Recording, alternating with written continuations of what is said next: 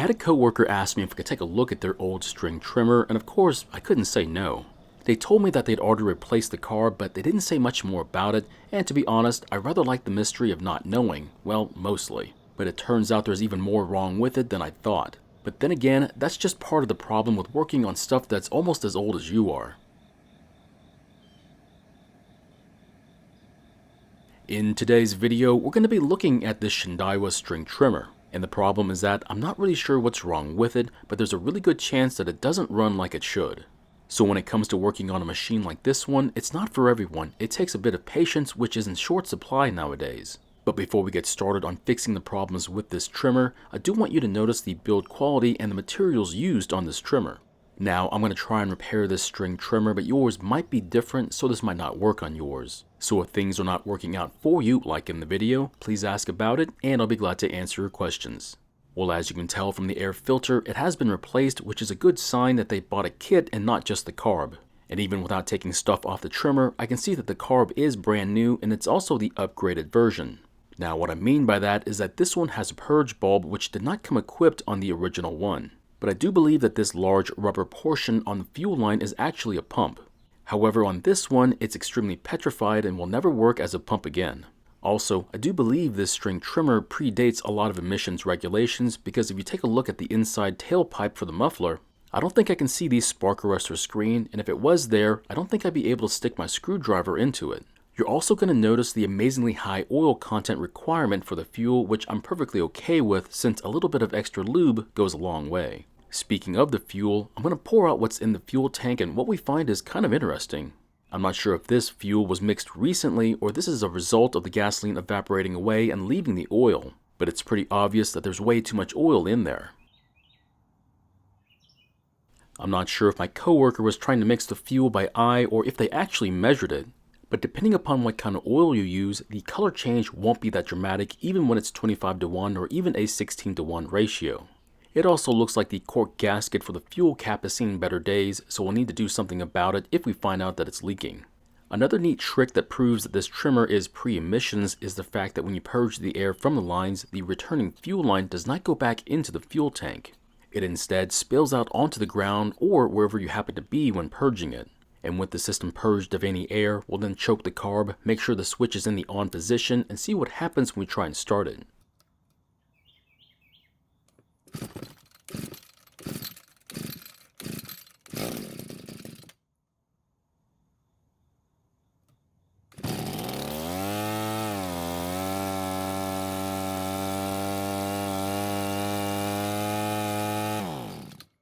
Well, that was a bit unexpected, so it started pretty much the way it was supposed to. But the engine was running at full speed with no throttle control, which is a very odd thing and quite disturbing. Now, I'm pretty sure I know what the problem is, but before we get there, I do want to give this old trimmer a quick bath just so I don't mind handling it. Now, it's not that bad to be honest, but I much prefer to work on these if they don't have years of dirt and grass on them.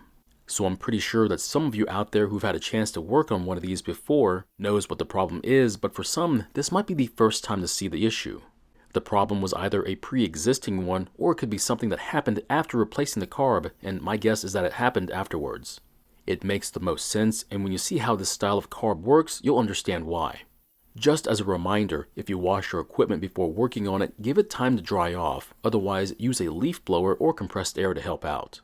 Now it happens to be quite warm out here, so I'll just leave it in the sun for a bit and then we should be good to continue with the repair. So after squeezing on the trigger, it's not reacting the way that it should be, meaning something must be interfering with how it works. And even though there's the possibility that there might be something wrong with the throttle cable, I first want to check on how it's connected to the new carb. Now on this style of carb, it uses a slide valve to control the airflow through the carb. And once we get the air filter base out of the way, you'll get a better idea of what I'm talking about. And what we find instead of the slide valve is just the needle because, as expected, the carb is in full throttle position. But if I squeeze on the trigger, you can see the end of the cable moving in the air inlet, meaning the cable is not the problem. However, that means something might be wrong with the slide, so we'll need to take it out and see what's going on with it. After getting the slide out, I see what the problem is. Turns out the slide is supposed to be installed in a certain position. And as you might have guessed, it was not installed that way, and that's why the slide was hung up in the full open position. So on one side, there's a groove for a pin to help keep the slide from rotating, and on the other side is a notch and a ramp for the idle set screw. But after rotating it 180 degrees, it now sits in the carb like it should, and now you can see how the slide controls the airflow in the air inlet. Now to better illustrate how the idle set screw works, I'll turn it in a couple of turns, and you should be able to see the end of the screw work its way towards the area for the slide. Then when you let go of the trigger, the slide will be held open by that screw and controlling the idle speed. Now, I'm not sure what to set the idle speed screw at, so in the meantime, I'll just back it out and then adjust it later on once we get the engine started. It also appears that the cork gasket for the fuel cap has seen better days and will need to be replaced. Now you can either buy a new replacement gasket, or for a better deal, you might just want to buy a sheet of cork and cut it out yourself. Obviously, if you don't have the time or the patience to do that or don't want to mess with it at all, I completely understand, so buying a new one might be the best option. And if you're curious on how I went about making the new gasket, well, I took out the old gasket from the cap and then traced it on the cork sheet and then cut it out with an X-Acto knife. Now, even though I'm quite certain that this engine is not worn out, I would like to do something a bit different, and that's to inspect the piston. Of course, I'm not going to take the entire engine apart to do that. Instead, I'm just going to take off the muffler and take a look at it from the side. This also allows us the chance to inspect the exhaust port for any kind of carbon buildup, since there's no spark arrestor screen to gauge how bad it might be. I'm also choosing to do this because the fuel mix is twice as heavy with oil than normal, and because of how bad the fuel looked in the tank. And the last reason is the age of the machine might mean that it's had a lot of time to build up a lot of carbon. And to my surprise, at first glance, it doesn't appear that there's any carbon buildup in there. But to get a better view, I'm going to make sure the rings are visible and also shine a light into the port. And that pretty much confirms it. There's almost no visible carbon buildup in the exhaust port. That means whoever used this machine before knew how to not only mix the fuel, but also knew how to run the machine. Now for those that may not know it, if you don't use the trimmer at full speed and mostly use it at part throttle, carbon could build up in the exhaust and will end up blocking the airflow out of the engine. There's also one more thing that I want to check due to this trimmer's age, and that's the grease for the gear case. All we need to do on this one to check it is to remove this bolt on the side. Now for me, all I want to see is that the grease has not dried up or has become hard from too much heat. Now this one seems to be in great condition, but I'm still going to add some to it using my grease gun. Now I'm very sure that you're supposed to use a very specific type of grease, but I'm just topping off what's already in there and not doing a full replacement, so I'm okay with using my grease. Now that we've finally fixed the throttle, I think it's time to try and start it and see what it does.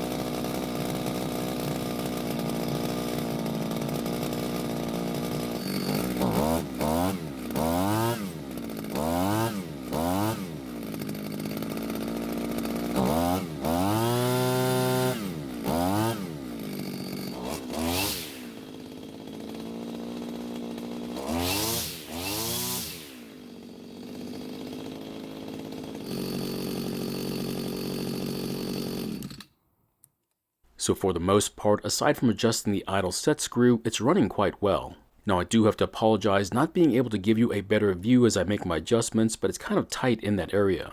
I also didn't mention it, but the L and H screw for fuel adjustments are also in the same area, which makes it very convenient. I'm also not very familiar with this type of carb, so I don't know which screw is which, but if you do know, please tell us. Now to be quite frank, I really do like this trimmer, however it's a bit overkill when it comes to using it on my own yard. I feel like this one was designed for clearing large areas of overgrown grass and not for what I need it for. Now it's also very heavy, and as the years roll over me, the last thing I need is a 15-pound trimmer harnessed to my chest. Now if I lived in the countryside and had some clearing to do and I couldn't get a brush hog in there, this might be an option. But living where I am, this does not make any sense to use on a finished lawn with minor edging. Of course, this trimmer may be perfect for you in your situation, but for me, I think I'll stick with my Featherlight. It's a real shame though, because it is a great machine, but you don't need a sledgehammer for finished nails. So my question is, would you use this beast of a trimmer on your own yard? Remember, this trimmer is longer than normal, heavier than normal, and smokes more than your typical poker player.